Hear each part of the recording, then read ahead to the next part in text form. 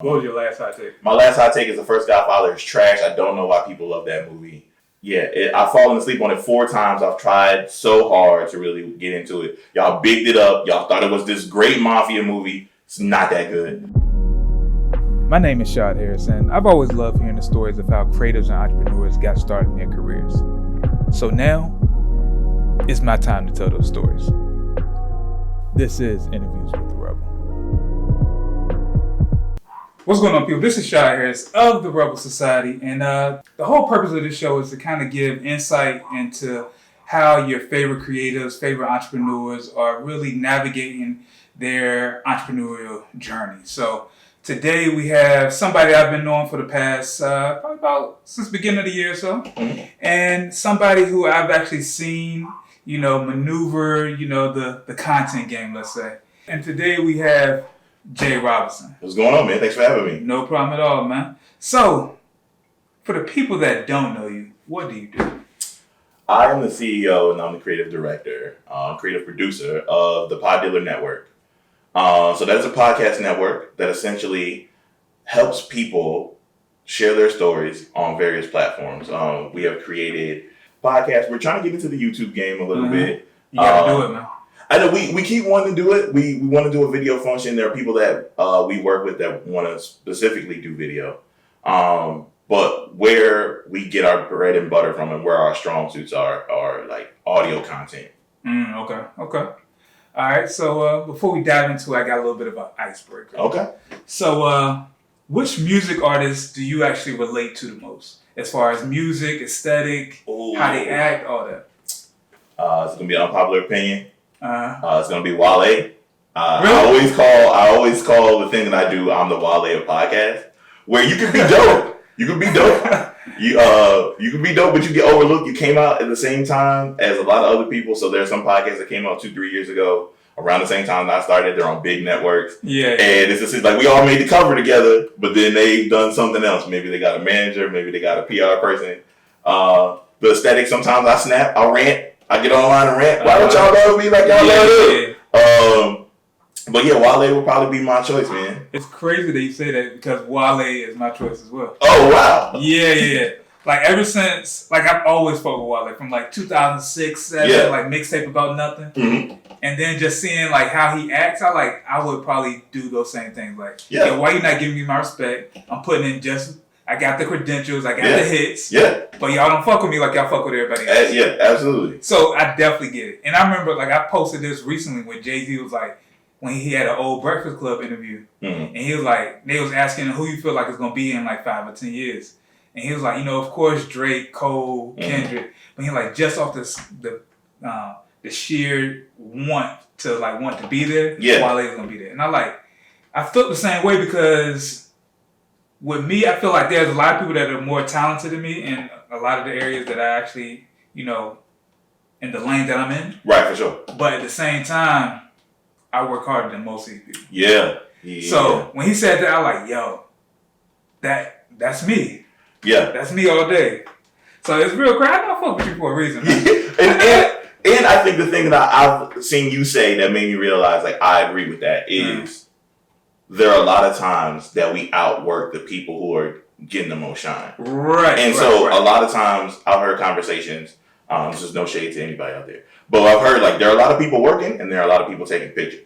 A lot of these motherfuckers taking pictures. And so when we get down to it, like who's really doing their 10,000 hours, you will eventually see. So you will eventually stand out and you kind of be like, my name's not in big bold letters like everybody else, but I know you putting in more work. When y'all are popping bottles, I'm writing scripts, we're doing stuff. So yeah, absolutely. I know people that, supposed to have big names in this lane be in culture every week. And I'm like, yo, I respect it. You gotta, take some time off for yourself. But, while you out there, I'm out here, for sure, shooting interviews. For sure. Shooting interviews on a Wednesday afternoon. Yeah, never not working. Yeah. Okay, so that was interesting. I like that. So, how do you make your money? The fast way. And matter of fact, the ski mask way. And matter of fact, before you answer that, I just want to say a lot of black people don't want to tell you how they make their money. Yeah, a lot of black people won't tell you that. Yeah. So that's why that's like my first question is say like, let's talk about what you're actually doing to make your money, you know, how you're doing it, because a lot of people have this crabs in the barrel mentality where they was like, you know what, if I got it, I can't tell nobody else how I got it. But with me, I'm completely different. I'm this person that was like, you know what, I'm a person like in basketball where it's like, all right, I'm going left. I'm telling my defender, like, whoever's guarding me, I'm like, yo, I'm going left. Yeah. And there's nothing you can do to stop there's nothing you can do about it. Yeah. I'm just letting you know right now. Right. Yeah. So, like, with me, I'm like, yo, these are the moves that I'm making. You're not going to be able to stop it. Yeah. I think about that a lot. Mainly because, like, when it comes to being black in anything digital, they talk to you as if space on the internet is limited. Right. And I always say this tweet, like, they're going to trick you that the thing that you're doing or the thing you're getting into is scarcity. Like, they're going to be like, there's not going to be a lot of y'all, so it's too many of y'all. We don't really need a lot of y'all. Like, we live in a digital age where things come in abundance. Right. So back to how I make my money. We make money a couple different ways. We sell merch.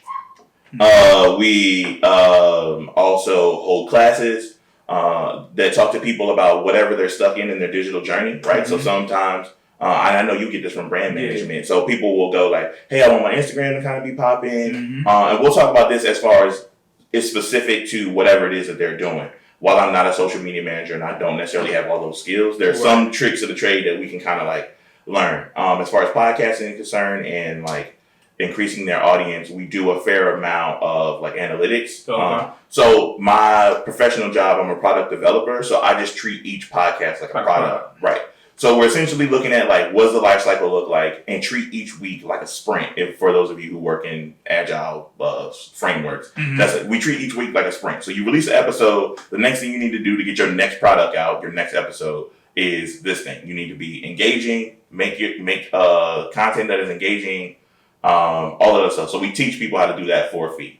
Now we have consultations, free 30-minute one, and then normally we set up for $75 an hour to whatever it is that you're stuck on. And then merch, holding classes, so we'll hold events where we sell tickets to that, and then we'll normally do that for 2-3 hours. And then we essentially do pitch to launch things, which comes over the course of a couple months. And I have a graphic designer on staff, so we'll help you make your logo, we'll help you get your scripts together, all that other stuff, and then you essentially launch. Then we offer you another package, which would be like the month-to-month package. To stay along and be like, hey, look, we're going to help you with your analytics. We'll help you with your first 10 episodes. We can't contract up to that.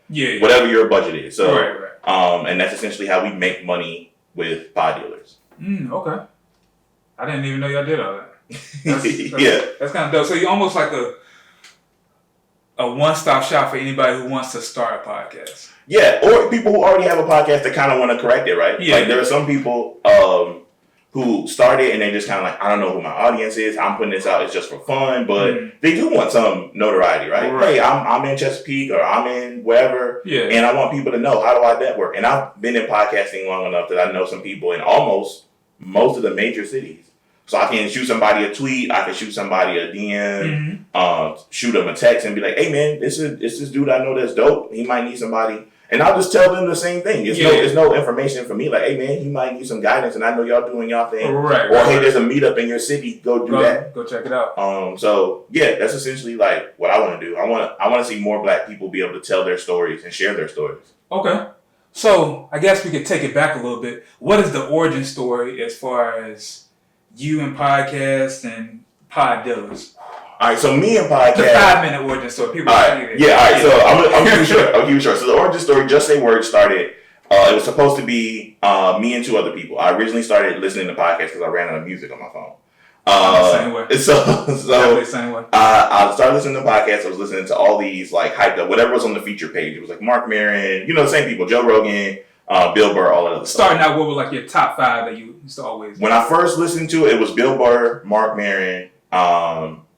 I think there was this thing called Respect My Thoughts, which is Clint Coley's original podcast. And it was a bi-weekly podcast, but it was only 15 minutes with 3 comedians. And it was one other black one. I think the Black Guy Who Tips was like my first 5 that I only listened to. I think my first 5 were Brilliant Idiots. I used to listen to a joint called Dante Nero. Oh, yeah. Beige Phillip? Beige Phillip, yep. Beige Phillip. Bodega Boys. And I used to listen to like Lip Service or something like that. Yeah. I think everybody eventually, when you start your journey, you're going to go through those. Because that's how it was. I think that was my second iteration because I ended up finding Combat Jack in my second iteration. So then that happened. So I ended up working in tech. I was working at General Dynamics and we're doing 3D design. And I wanted to do like a show about like what it's like being black in tech and being black in gaming. Right. So I had two other friends. We were going to do this show together. Right when I bought all the equipment, I bought a new MacBook, microphones, everything else. One of my friends got engaged, and one of my other friends, his girl got pregnant. The moment that happened, they were like, yo, we're not doing this show anymore. It's a wrap. So I'm like, I have all this equipment. I don't know what I'm supposed to do. So I was like down and out. I had to just sit in my garage. I was going out. I was hanging out with some people, and I was telling them like, yo, man, such and such and such and such. We're not doing the show anymore. I don't know what I'm supposed to do. And this girl, I think she was drunk. She literally just turned around and went, just do it by yourself. Just get up there and start saying stuff. Just start saying words. Oh, that was a random chick? Yeah, well, no, she was like in a group. She was like with somebody that I knew, but I don't know her. I was like, all right, that's funny. And so, like, I practiced. How did you practice? Like, I started doing it on my phone. So I would like comment on things I saw on Twitter or Facebook that day. And so around that time, I think it was Adele's. Around what year was this? 2015. Okay. So Adele was out and they was saying, I saw somebody write an article about how Adele should have black soul singers on her tour. All right. And I was like, well, that's crazy because Beyonce don't do that. And that was my very first episode of me like kind of being like, y'all ask that of Beyonce. Why do they got to do, well, I can't. Beyonce covers songs of people who are still alive. And people were not. People probably went in. They were not receptive of that too much. And so, and as I later became a Beyonce fan, but I wasn't at the time. And so it was a lot of that. Like the first episode, I put it out on SoundCloud, which a lot of people go to. And so I put it up there, and then that was like how that started. 3 years later, I was helping people create podcasts, and their podcasts would get bigger, but it was a lot of back to the Wale thing. Right. People would never say, like, Jay, help me do this thing. Jay, help me do this thing. And then somebody was like, you should, like, charge or something. And I kind of felt like that information was out there for free, but a lot of times... people not going to do the research. Yeah, so it was just like, all right, well, let me just find out a way. And so Pod Dealer Network LLC came about, and I was like, all right, let's start trying to really help people. And my thing was always to create, like... it feels better for me to help somebody from the ground up. It feels like we both have creative control, opposed to like me spending time giving you ideas and then you're like, I'm not going to even implement these.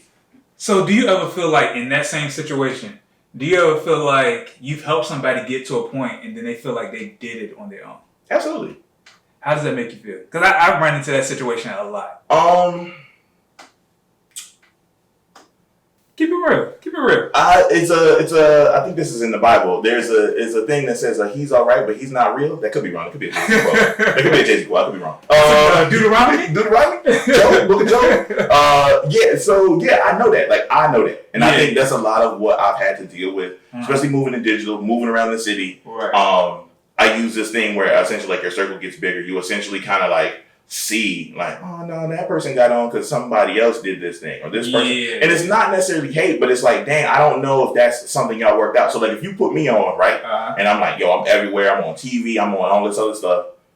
It's hard for me, like the way I'm made up, to not be like, hey man, none of this is possible without Shad and all this other stuff. Like I wouldn't even be here without. But I do see a lot of people being like, yo, I did this. I woke up and I was great. And I was like, dang, that's kind of weird. I've run into that situation a lot, even like managing like social media for different clients where you get them to a certain point and they be like, oh yeah, we killing it. And then they're like, you know what? I don't kind of need you no more. Damn. And then they try to like say, yo, I'm doing this. Yeah, I've been doing this. Yeah. But then they never get it to the level that you got it. So yeah. And I ain't complaining. I feel away. I used to. I feel away. But I'm like on my Wale shit. I feel away about a lot of shit. Yeah. I always feel away. So that's why like I don't really speak on it, but I definitely feel away. Like, yo, you was calling me at 7:00 in the morning trying to get your shit right, and I got it right. So what are we talking about? And on top of that too, if you're in a situation to where, like you said, they're not going to be able to nurture it, you treat it like as a child essentially. Right. Like this will always be mine. Whatever it is, I'm the only one who knows how to work on this. Yeah. Right? And so once I turn it over to you, because you feel like you no longer need me, right, then you look ridiculous being like, hey man, I need help. And essentially that's the way I used to live. Like I used to thrive on that chaos. Like I can't wait for you to bring it back to me. I know it's gonna be messed up. Bring it back. No, it's fine. I'll wait. And so I just, like you said, like I would feel away, but then I was like, it wasn't worth it anymore because you're just being like, hey man, like I know I can fix it, and we'll eventually have that conversation where you're like, hey man, I need your help again. Okay, maybe I can get to that one day of being so mature. Right now, it took a lot of therapy. Yeah. And I ain't going to therapy on that. I'm just keep my feelings to myself. Okay. All right. So, what are your thoughts on like the podcast industry like right now? I like it. I like hearing a lot of people from across that diaspora and different sexualities and all kinds of stuff. I love hearing everybody's story. I've had different podcasts where we've talked to all kinds of people. The new thing that I'm into now is like how you can make money doing almost anything. That is true. Yeah, I've seen people who, it used to be a joke, like, yo, I'm about to quit my job and be a stripper. And then they have legit quit their jobs and started like OnlyFans. Shout out to all the candies out there that, I appreciate you. Yeah. And your premium snaps. Thank you for your premium snaps. I haven't got to that level yet. Yeah, I see them. I'm aware that I know that they exist. They're there? So they're there for consumption. Yeah. And so, and I'm like, oh man, I thought that was a joke. Oh, she really did it. Yeah. I love hearing from stories from people and their experiences. I think each topic that we are afraid to tackle, somebody is out there brave enough to tackle it. I was listening to a podcast the other day that was talking about what it's like to be white passing as far as like being a Latino. Like this is what the world is different to me as white passing Latinos, or what it's like being. I've never heard the term white passing. Yeah, just like passing is white. Yeah, you just being like, oh, I didn't know you was whatever, and you be I am. so or stories about colorism, or even just people growing up. Like I'm really excited, like what we created with the Saturday series. Right. For those of you that don't know, the Saturday series is about like stories about childhood, or even all the way up till now. So like we've had people on explain like what their weekends look like as a kid, when their weekends, what they were like when they first got married, to what their weekends are like now as being parents. Going back to pod dealers, when you actually started that, what was the thought process on like how you wanted to kind of make money, or like you gave a lot of programs that kind of fall under pod dealers. Like what was the thought process behind kind of like crafting that palette out? So originally we were just gonna make money with events. We were just gonna throw events. We were gonna throw like teaching events, and then like parties and stuff. Right. Like, hey, come meet us. Let's do something. And do things like that. Eventually, when we started meeting more people who like wanted their own particular podcast, like they didn't want to be on a network. They just like, I want to create a podcast, but I need like some guidance. Right. That's when I started kind of to put together packages. I originally had these packages that were like, I don't want to say really expensive, but they were really more labor intensive on my side. So it was like, a 6-month package for me to be your creative director. And what did that consist of? So it consisted of like, us meeting consistently, pitch meetings, me kind of getting to know your personality, helping you come up with a title for the podcast, helping you get the podcast everywhere, like on platforms and stuff like that. Now, before they had the like situation with like Anchor or any of those things. Submit the RSS. Yeah. Like we would do all of that stuff. Yeah. We would also make sure it's updated. We would come up with some type of plan. Like some people don't want a website. Some people do want a website. I used to be of the mindset like websites weren't important because I'm not a person that feels like they can blog every day, like sit down and really write out an article. Yeah. But I can give you a bunch of threads maybe on Twitter, give you one long post on Facebook. So, all right, so you said starting out, y'all real like event heavy. Mm-hmm. So what kind of made you translate more so towards the other services that you have? The other services is we ran into people who were at the traditional hurdle of podcasting, which is normally, I want to start a podcast, but I don't know where to start. Okay. And so normally that's when I tell them, hey, we have a 30-minute consultation. what it is. A 30-minute conversation normally ends up with, I'm just going to do it. Okay, cool. Where? Do you know what you want to do? Do you know who you want to do it with? And a lot of times what people find is like, scheduling is hard. Being your own producer of your own show is hard. It's a lot. It is. It's hard because... And a lot of people aren't consistent with what they're doing. You know what? And I tell people that too. I think consistency matters in the very beginning. Yeah. It's not that way as of now. Like I know people now who drop a great episode and you probably won't hear from them for another 2 months. That's crazy to me. And you know what? The moment they come back, if everybody's right back, like it's never happened. Like I used to joke with the people who run that podcast. I'm like, this is an abusive relationship. This is an abuse. Like y'all give us a dope hour and a half, and then we don't see y'all for another like 2 months. I feel like when you do that, you run the race of people not fucking with you. Because the only reason I say that is because like with me, I'm like really big into like YouTube. I used to be super big into like podcasts. Mm-hmm. So when I feel like somebody doesn't have, like the people that I follow post like every Monday or every Wednesday or a couple times a week. Right. So now I'm used to like, I'm in a rotation of like, all right, so I know Creative Ryan is about to post a video. Let me check out his joint. Or I know Peter McKinnon is about to drop something. Okay. Or YC Imaging is about to drop something. So I know that, Tuesday and Thursday they dropping something. Right. But so when I find, somebody that I fuck with and they might post something Monday and then you thinking, all right, well, I'm gonna check back next Monday and make sure if they got something. And then it's another 2 months. By the time I've already, kind of like given up on for sure this channel or this content. Yeah. So like I get why people do it. Like even for this particular podcast / series, what I plan on doing is rolling out like 12 episodes, taking like a month off, and then record 12 more, like pretty much just batching a whole bunch of episodes. Like seasons. Yeah. So seasons based, doing things in seasons is better. And I think a lot of people are doing that because what we began, especially in podcasting, was you got to be there every week regardless. And I think even without the proper communication to be like, hey man, we're taking Thanksgiving off, we're going to take the Christmas break off, we're going to do all of that other stuff. People wasn't trying to hear it. No. If you drop on Thursday and Christmas is Thursday, that show better be up. I'm going to open gifts and pop on the podcast. But like, a lot of people didn't want to do that. I'm cooking the collars. For sure. Yeah. We got the turkey in the oven. Y'all better get these jokes off. Right. So, and that kind of happens. Or what happens is people will come back and then they spend the next couple of episodes kind of recapping what happened in a 2-3 week gap, and then people are kind of like, well, I'll listen to another podcast that kind of covers that. Yeah. Which is why I don't turn people away from doing pop culture podcasts. It's just kind of like, what is your take on it before? So we normally do like dry runs and situations like that. So when we're talking about consistency and what you offer to the space, because you could talk about the same thing, it's just different ways. The same thing like if you do movie reviews or if you do music reviews, all that other stuff. There are plenty of like things that like we've heard.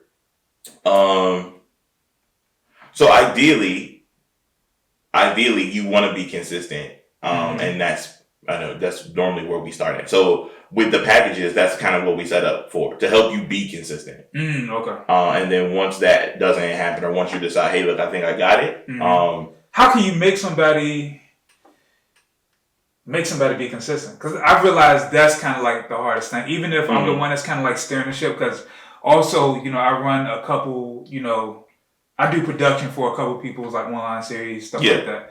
And so if I'm not the one that's saying like, all right, so we need to record 3 episodes so we can drop them, every Wednesday, or, we might shot 4, but we need to kind of be, getting the next 4 together, something like that. And I realized that if I'm not the one that's in control of it, other people are not going to be consistent.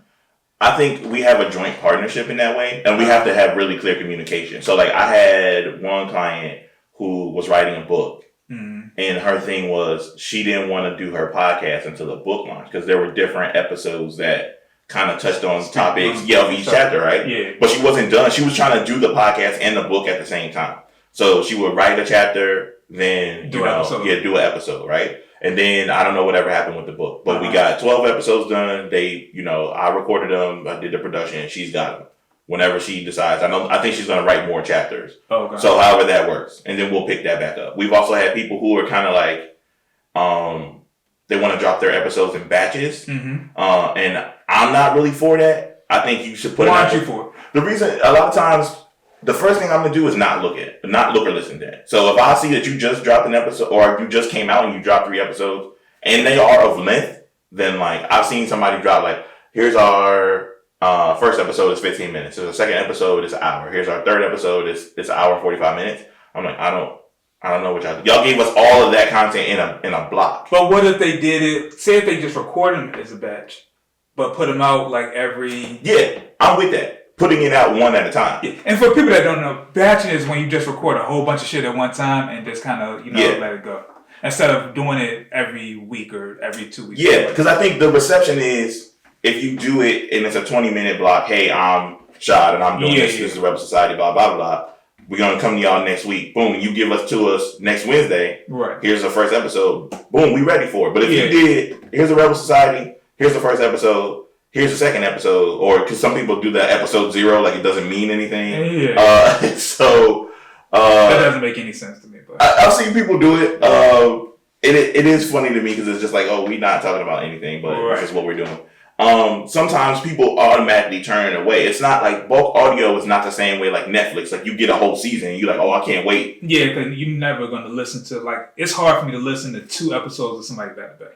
Unless I'm on like a road trip or something. Yeah, for sure. And that's what I think. A lot of times I try to tell people maybe they shouldn't go about it that way. I'm not saying my way is the right way. I'm just saying it's just certain things that people don't want to hear. Right? Because like I love audiobooks. I'm not going to sit down and physically turn pages, but I'll put your audiobook on and get like moving around the house. Yeah. That's something I can listen to because those are normally broken up in like 30-minute to 45-minute like spurts. So if you give us 3 episodes, people tend to they're going to come back to it. Yeah. But not right away. So your numbers will potentially be scattered. And then it's kind of hard to promote 3 episodes at the same time. That's true. That's why I always tell people, you're not going to know what to do unless you were doing something where you're specific, like that niche is like, hey, we're putting out a nightly show. We do a show multiple times a week, that kind of thing. Then people will be like, oh, okay, cool. They'll either bulk listen or they'll either, like you said, for the YouTube content, like I'm on it. I get the notification. It's coming. It's going to be here every day. So, okay. Yeah, I was trying to think. I think you and I've had conversations about like ideal clients and stuff, and I was trying to think of that too. I was like, who's your ideal client? When it comes to what though? Like just in general? Or? Yeah, in general. Like if they fell out of the sky and you're like, yo, they are clicking on everything that I want to do.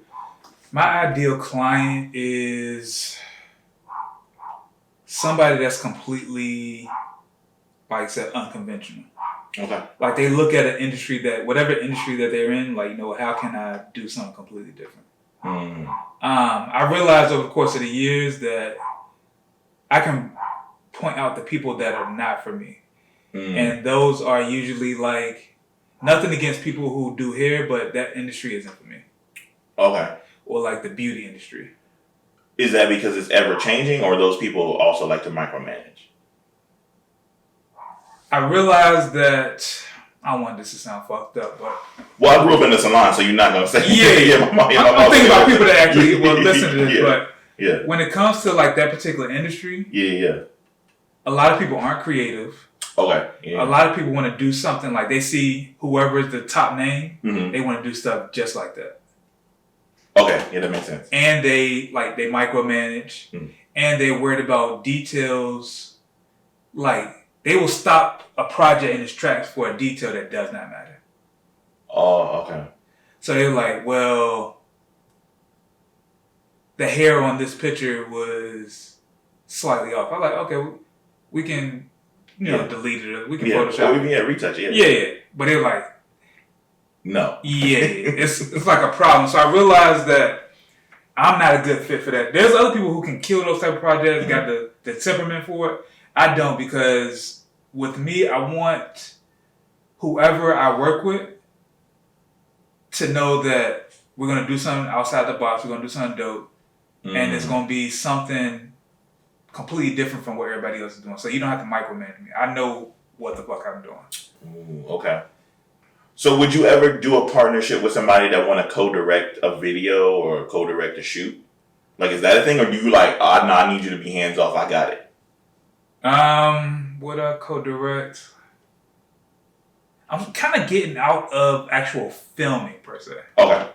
Because like right now, I'm in a transition of everything I'm doing is more marketing based. Okay. So what I have thought about is still being able to run ads for, a hair salon who might sell a digital product like hair or something like that. So I've thought about that because that's an industry that you can always make money in. Mm-hmm. But just me on a day-to-day basis, I realized that just my mentality isn't for that. But back to my ideal client, I feel like anybody that's super like unconventional that wants to do something like really want to, fuck up whatever they got going on. Yeah. Whatever industry they're in, like I'm all for that. Okay. Like that's where I get the most joy. People are like, you know what? I see everybody doing, a women's fitness gym like this, but I want to do something completely like love. Yeah, for sure. That's when my wheels get turned. I get excited. I get happy. I'm like, yo, let's do X, Y, Z. We can do this. Yeah. We had you on top of a roof doing some shit. They're like, yo, let's get it. I'm with it. Yeah. Other people are like, all right, well, everybody's doing this, so maybe we should do something that looks just like what they're doing. Yeah, let me just take a video of me doing push-ups. Yeah. No, like, this is so trash. Yeah. So, no, that's real. So yeah. Where do you see yourself taking pod dealers in the next year or two? In the next year or two, we have a ton of people contributing to our Patreon. Ideally, we have thrown between 5 and 8 community events. Okay.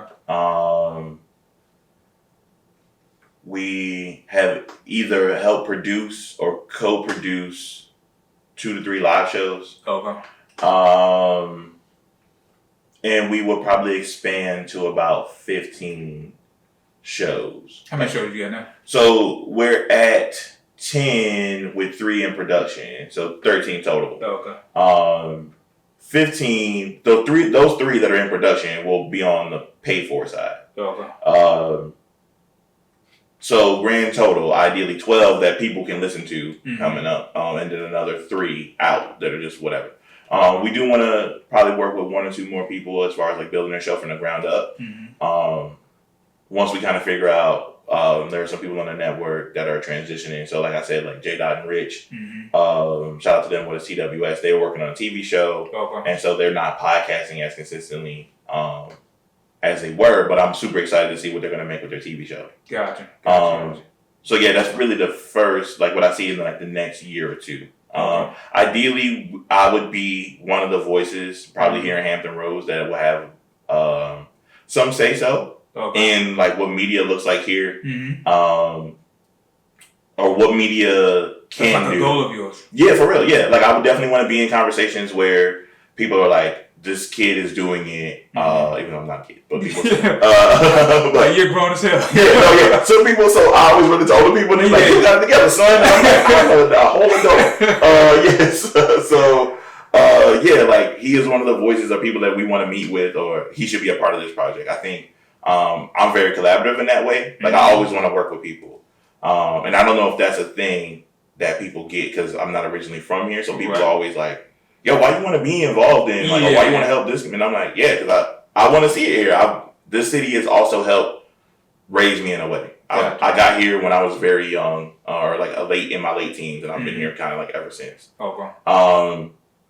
So yeah, I want to be a part of like a lot of the media stuff, or at least in the conversation, or at least in the room, even when the conversation is being had. Right. So yeah, that's really like a goal of mine to essentially be a part of like a lot of what's happening here. Where do you see like the local podcast industry heading to?